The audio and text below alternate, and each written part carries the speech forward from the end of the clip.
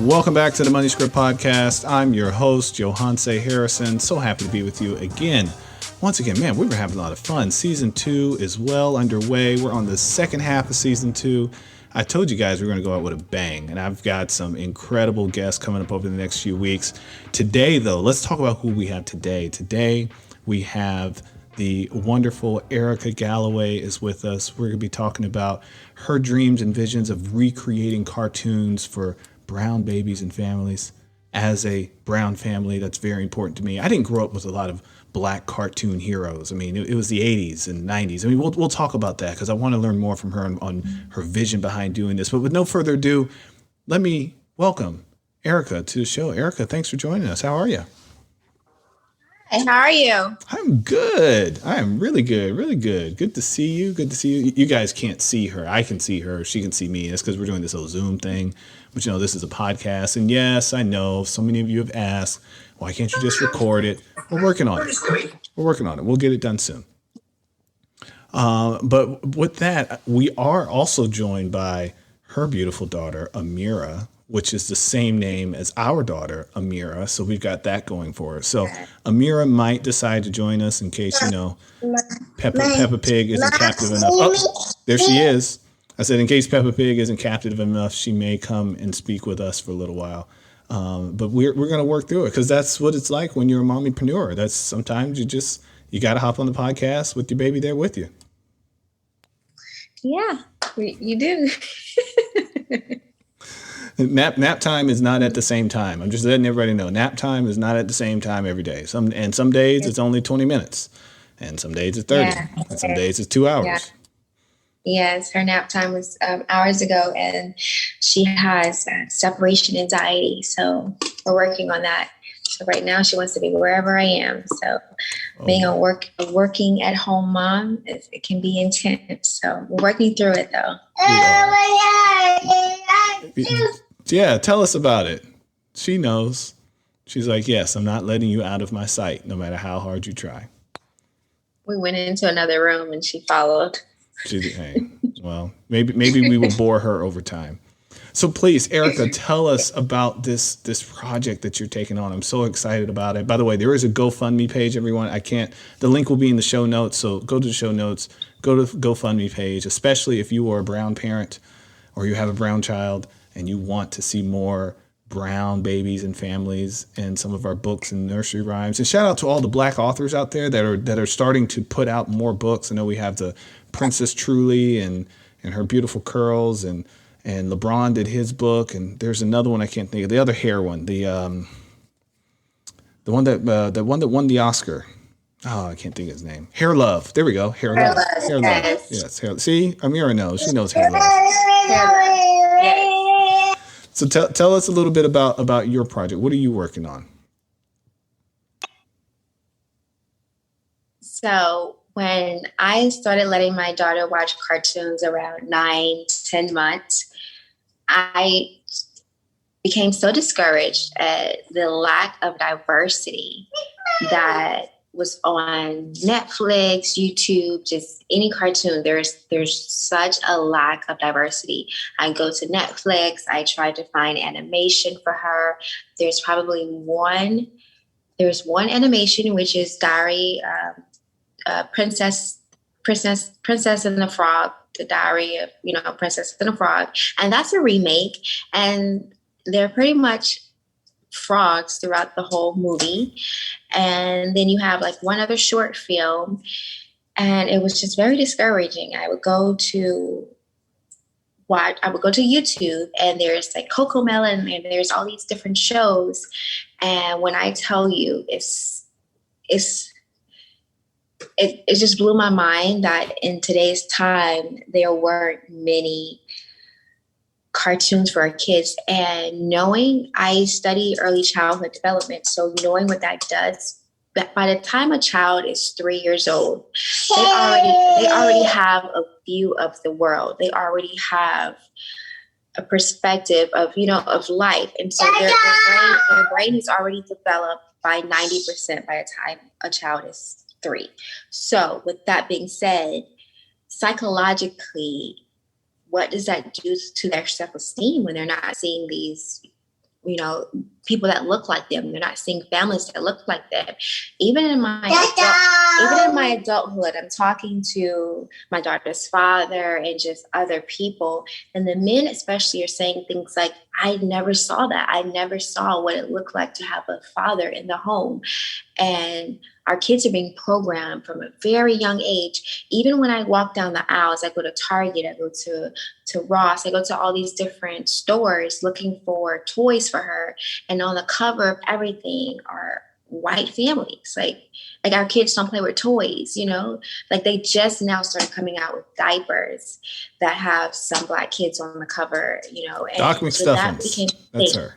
Doc McStuffins. Yes, Doc McStuffins. We've been. That's the one Black cartoon character that's on Pampers. Yeah. And so it's very, very few, and that we don't understand what that does to our kids psychologically when they're not seeing beautiful brown kids that look like them with the curly, beautiful hair. They're not seeing a mom and a dad, enjoying themselves and having fun. And it bothered me. And I said, I want to change that, not only for my daughter, but for kids all over the world. I have a bonus daughter that's 13 and she doesn't want to leave the house with her natural hair. Like, she's embarrassed. She wants to cover it up. And I asked her where that came from. And she said, I don't know. And I know where it comes from. It comes from the media. It comes from what she sees. She doesn't see other beautiful brown girls embracing their natural curls. And it's a big problem. And I thought, how can I help solve that problem? And so that's where the idea for the cartoons come from. Beautiful. And so that was a long answer. No, it was a great answer. And that's the thing, like I said, as a parent, I 100% agree with you, because I dealt with it with my son. As I mentioned to you, we were kind of catching up a bit. My son, who is now 19 years old, when he was in his early childhood, so 0 to 3 years old, Doc McStuffins didn't exist yet. It was all, all of the characters that he was assimilating to and playing with, they were, I won't say all, but 95% of them were Caucasian. And there was even more Hispanic and Asian representation sometimes in the cartoons than there was as Black representation. And the same was true for me when I was growing up. The only Black cartoon character that I can recall, and I'm sure there's others, and you guys can go crazy on Twitter and tell me about all the ones that I'm forgetting, but all I remember is Winston from the Ghostbusters. That was the only Black cartoon character, but even then, that was when I was probably 9 or 10. Between 0 and 3, it was Mickey Mouse and Mickey Mouse Club and all that other fun stuff. There were animals, but yeah, there was a huge lack of Black representation when it came to cartoon characters, and in just those early books that our children read. And I'm grateful, like I said, shout out to all the authors. Matthew Cherry, that's his name, Matthew Cherry from Hair Love, and the other Black authors that are starting to put more books that are out there. But when it came time to go to YouTube, so I can say, like, okay, let me help my daughter learn the Itsy Bitsy Spider and Jack Be Nimble and whatever those little nursery rhymes are, they're all of them are a bunch of white kids. And like, these kids don't have to be white. And a lot of these songs and these stories are in public domain. So it's not like you have to pay a lot of money to recreate them. Some of them still have some trademark stuff that you got to go through, but a lot of them, you have free right to do whatever you want with that medium. So I'm really excited that you were going about this. Now tell us, because a lot of the folks that listen to our show, a lot of them will have the entrepreneurial spirit. They want to do something entrepreneurial. So tell us, how did you arrive at, okay, I'm going to do a GoFundMe and I'm going to raise this money? How did you determine what your next steps were, or first steps were? I looked into the whole process and it was just overwhelming. And I said, oh, okay, I wonder why. I see why there aren't that many now, because it's a whole process and it costs so much just to do like 2-3 2-minute videos. It costs so much. And I was discouraged, and a friend said to me, "You have no idea who you could be helping, by doing this." And so I started looking up ways to raise the money, because we all have excuses. Somebody said one time, all your excuses are valid. All your excuses are valid.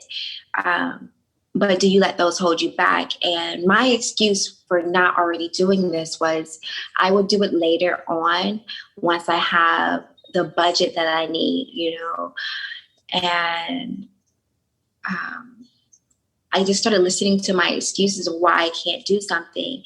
And then I started looking into, one day I just woke up after having a conversation with a friend about starting it. And I just heard myself making all these excuses. And so the next day I just looked up ways to raise money. And one of them was crowdfunding. And I said, this is interesting. Maybe if I did a crowdfunding and people started investing in it, that will help get it started.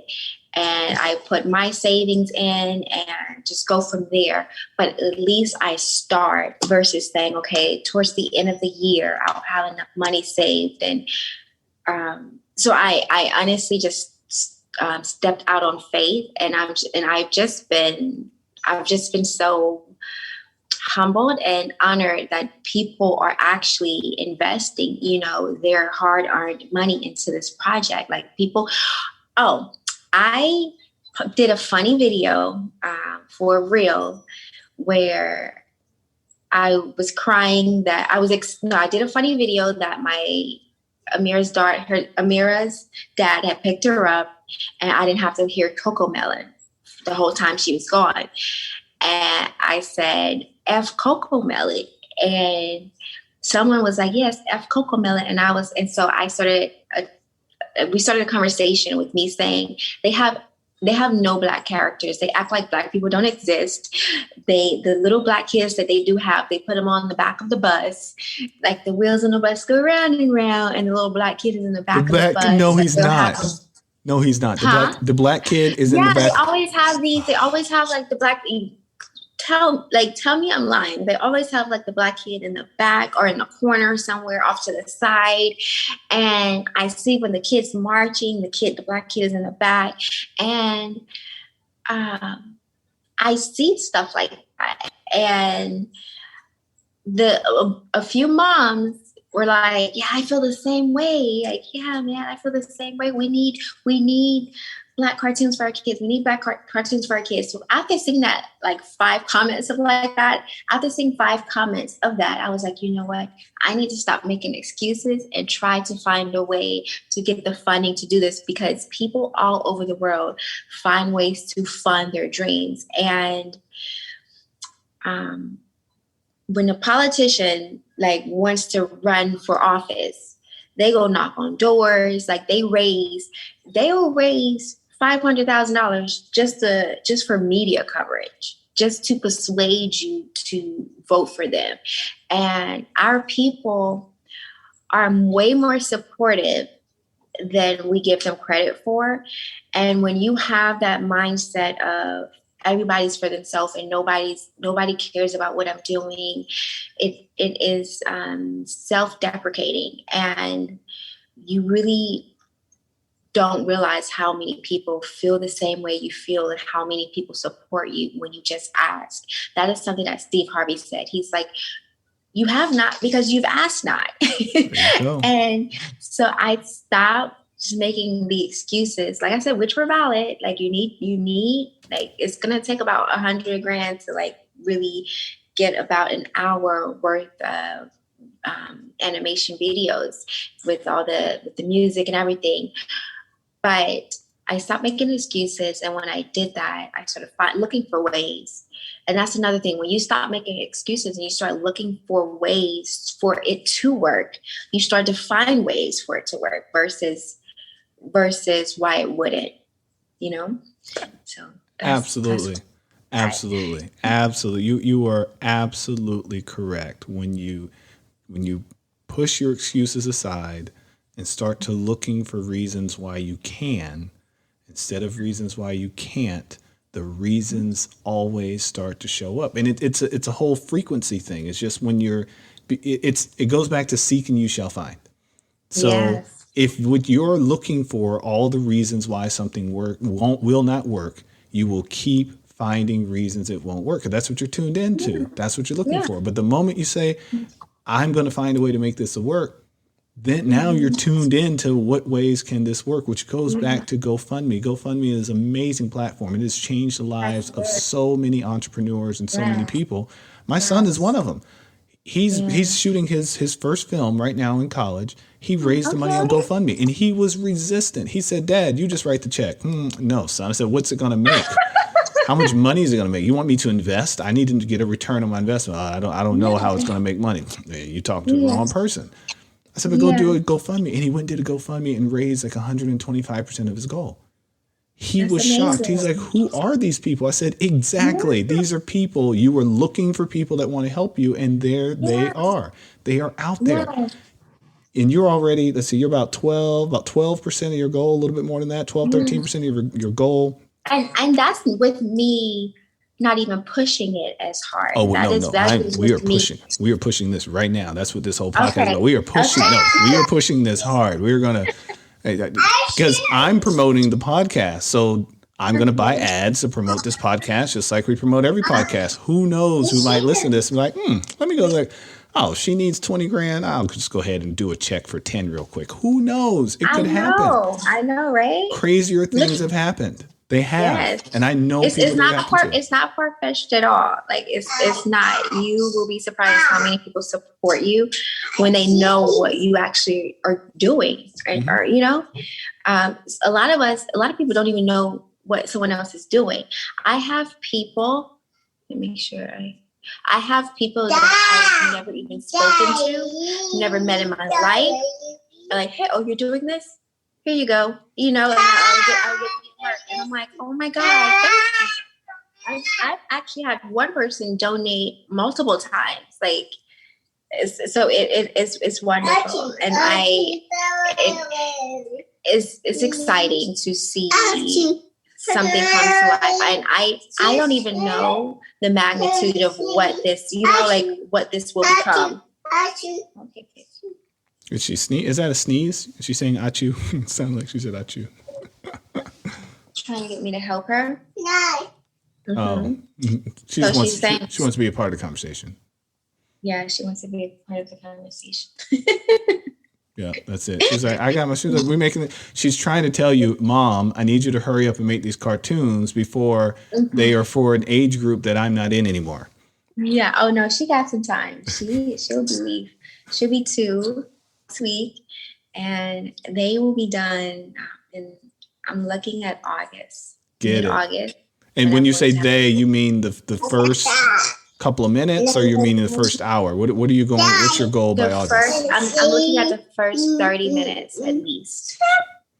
Yes, because I'm working at the animator's pace, so I'm looking at the first 30 minutes at the very least. Please introduce us to your animator, because I have come up with lots of excuses as to why I can't do financial literacy videos. That's easy. Stop it. So's your idea. But sometimes you just got to meet the right people, and you got to hear it at the right time. And then you're like, wait, let me just go ahead and get this done. Because just like you, I could go start a GoFundMe page, say, hey, let's build financial literacy for kids. It's not in the schools. Here's something you can start now. That would be so amazing. Oh, I've already designed what the video. I already know what the animations look like. I've even written out the scripts. I even went and did the voice recording for one of them, and I stopped it. Now, this was about 5 years ago, but I stopped at animation because at the time, all the animation avenues that I was going to were going to cost me thousands of dollars for 5 minutes, and I was like, that makes sense. But that was 5 years ago. But what I heard you share is that you're finding it to get a little bit less than what I said, and I don't need a lot of fancy animation. And I know that a lot of computers now will kind of, if you know how to program them, they'll kind of animate on their own, and then you just have to kind of put the words behind it. Anyways, enough about me. Let's get back to you. So tell us, Erica. No, we're definitely going to talk about this. Yes, we are, because I also, if you haven't noticed, that's something that's needed. Oh, yeah. We need financial literacy from a very young age. Well, Yeah, we need that. speaking of, and that's why I want to pursue that, is I believe, and studies have shown, that we get our first impressions of money at a very young age. For some of us, Yes, as young as 4 and 5 years old, and yes, depending on the emotions behind that impression, it can shape the way we think about money for the rest of our lives. absolutely. So, out of curiosity, what we like to ask all of our guests is, what is your first memory of money? Listen, my first memory of money was when Judas betrayed Jesus. Okay. That's what Wow. I was taught in church. And I was like, I don't want anything like money is the root of all evil. That's what we were taught in church. And greedy people do bad things for money. And Judas wanted some money. He betrayed Jesus, sold him out, and then committed suicide. Money is bad. Y'all can keep that. Jesus was barefoot. Jesus walked around turning water into wine and fishes and loaves and feeding everybody, right? Right. So and I just realized this a couple of years ago. The church has such a bad uh, view on money. And it ingrains in us. Kids that are raised in church, it's ingrained in us. Like, give your earnings to God. He will bless you. Your rewards are in heaven. You know. So I affiliated being more like Jesus with not having a lot of money, because Jesus didn't have a lot of money. Jesus wore the same clothes. You saw him always in the same outfit. He always had that one white robe and some sandals. And he went around saving people, and Judas betrayed him for some money. So that was my first memory of money, was like, evil people make money, rich people make money. And that's what I saw. My church was a very humble, small church, and you saw people in the church helping each other, but I didn't see real money. And I also saw once my mother got remarried, I saw a struggling still, my dad working 2 jobs, us getting our lights turned off, like throughout my life, like our lights were getting, it was a struggle growing up. So I saw you working hard, you still struggling. I saw my mom jumping into, okay, here's a story. I saw my mom, she used to go to McDonald's early in the morning because they would dump out the food from the night before into the dumpster. So we had a van. We would pull up to the McDonald's, to the back of McDonald's. We would park the car and we would wait till the night shift dumped out the food, to prepare for the morning shift. And once they dumped that food out around maybe 5 a.m. or so, they would go back in. I would see my mother go out, jump in the dumpster, grab us food for us to eat. The food, they usually threw out the food that was orders, and then someone canceled the orders, whatever. So a lot of the food was in bags, so already wrapped. They were just, dumping out the orders. But that's what I saw. I saw the struggle, and my mother telling us to be grateful for everything we had, because you could have less. And there are a lot of people who have less. So it was, be grateful for what you have. So that gave me a limited mindset to not want more, because if I wanted more, I was being greedy. If you work too hard, you still get the bare minimum, and don't even focus on money, because money is bad. Greedy people want money. And Judas, as we saw how that went down. So that was my view on money. I had such a bad relationship with money. And it's not money is the root of all evil. It's the love of money is the root of all evil. But as a kid, you hear money is the root of all evil. And you're hearing like all these bad things that are happening because people are so greedy. and they want money, and so that's where I was with that in the beginning. Wow, that's some powerful shares. Thank you for opening up.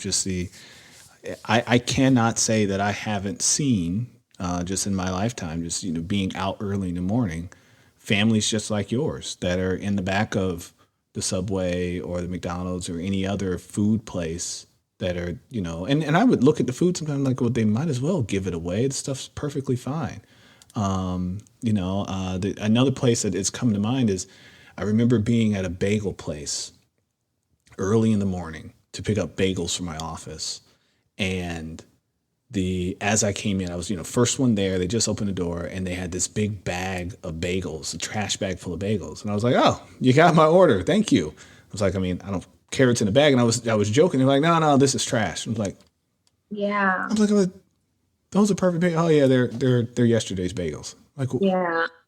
They're like, and they said we used to give it to the homeless shelter, but then the city laws had changed or something like that. So we're not allowed to do that. We have to throw it all out. And I'm like, birds, zoo, and it's just going to go in a landfill. I was like, that just blew my mind. So well, first out, shout out to your mom for being that vulnerable with you. And also giving you that part of the gratitude piece. But like you said, in our religious organizations, there has been many teachings over the years of that the money is the root of all evil. And I like to just challenge people with that and say, actually, money is just a thing. It's not evil. It's not good. It's just a tool. It's how you use it. It's you are the individual that can be evil or good and how you want to use that money. But money itself is no different than this pen that's sitting here on my desk. And I can write with it. I can write bad words with it. I can also stab someone with it. The pen didn't do anything. It's me. Yeah. And we would go to a lot of shelters and we would go to food banks. I would, my mom would go to the food banks. They give us boxes of food like twice a month. And I saw people in the community showing up for us. So that also impacted me. I saw people for Christmas showing up, dropping off gifts from churches and things like that. So I saw positive things happening in the church and I knew how that made me feel. And once I started to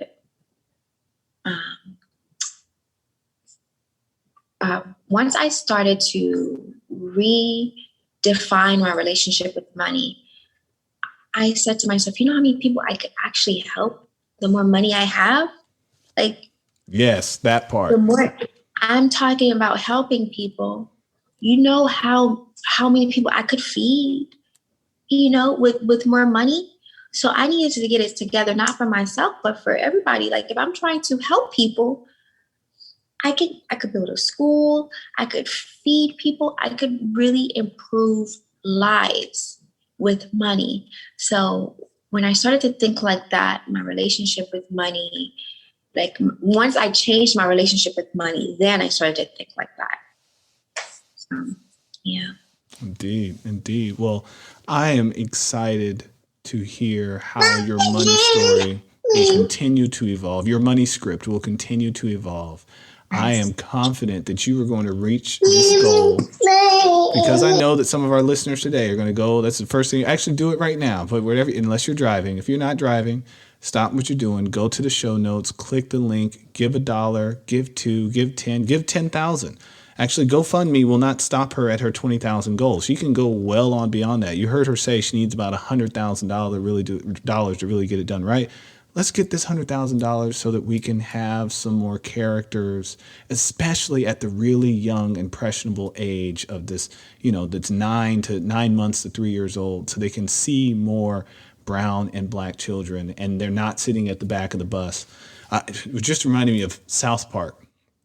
South Park, of course, is for adults, not for children. South Park was so bold that they named the black kid Token. Okay? Just put it right out in our faces. His name was Token. Like, I never even caught on to that. They named him Token. I was like, wow, Token's such a cool name. Yeah, and he is the token. So yes, we need more. We want more. Erica, thank you for taking on this amazing challenge. I mean, this is going to be incredible. You're going to be met with lots of obstacles, but I know, like you said, the more that you have, the more people you're going to be able to reach. And I encourage those out there that still sit with some of the teachings of Jesus and growing up in church. I grew up in the AME Zion Church as well early on, and Baptist early on until we went a different direction. But I also learned those things as well. I remember those phrases being said around my house. And I remember my parents changed their mind and they were like, wait, no, this money actually isn't evil.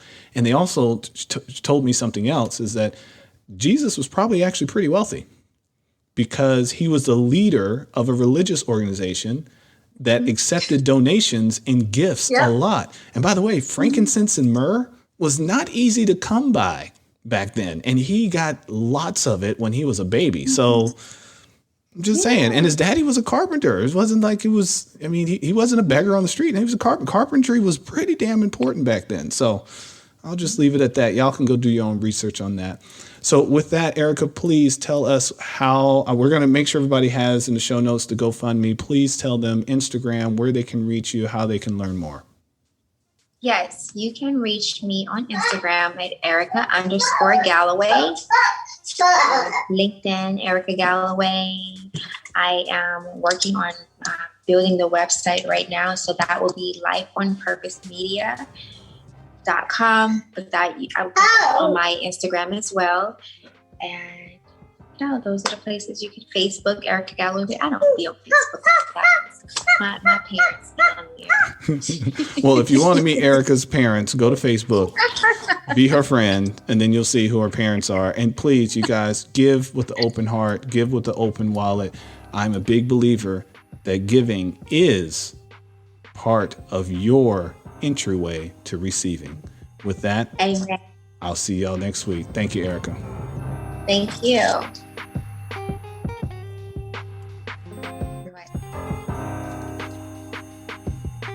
Thanks for joining us on the Money Script podcast. Be sure to check out our other episodes, subscribe, follow, and give us 5 stars.